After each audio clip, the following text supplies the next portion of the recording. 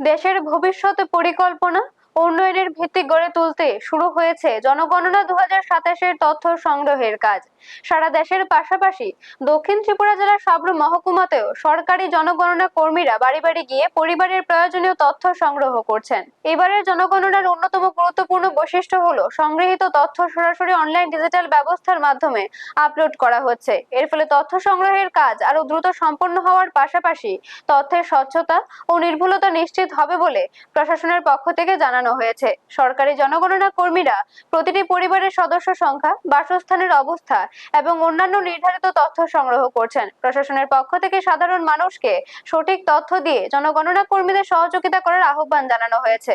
এই বিষয়ে জনগণনা কর্মী ও শিক্ষক মৃণাল চক্রবর্তী বলেন, দেশের এই গুরুত্বপূর্ণ দায়িত্বের সঙ্গে যুক্ত হতে পেরে আমি গর্বিত। প্রতিটি পরিবারের কাছ থেকে সঠিক তথ্য সংগ্রহ করে সরকারের কাছে নির্ভুল প্রতিবেদন জমা দেওয়ার জন্য আমরা আন্তরিকভাবে কাজ করছি। প্রশাসনের আশা, সাধারণ মানুষের সহযোগিতা জনগণনা 2027-এর কাজ সফলভাবে সম্পন্ন হবে এবং ভবিষ্যতের উন্নয়ন পরিকল্পনা প্রণয়নে এই তথ্য গুরুত্বপূর্ণ ভূমিকা পালন করবে। ব্যুরো রিপোর্ট, নিউজ তৎকাল 24। আমার নাম মৃণাল চক্রবর্তী।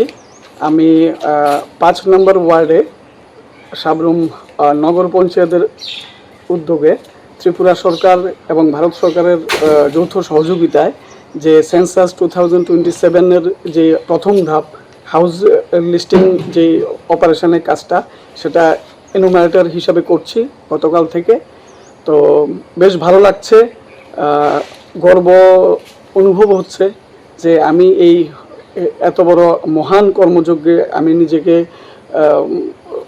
ব্রতী করতে পেরেছি। ভালো লাগছে।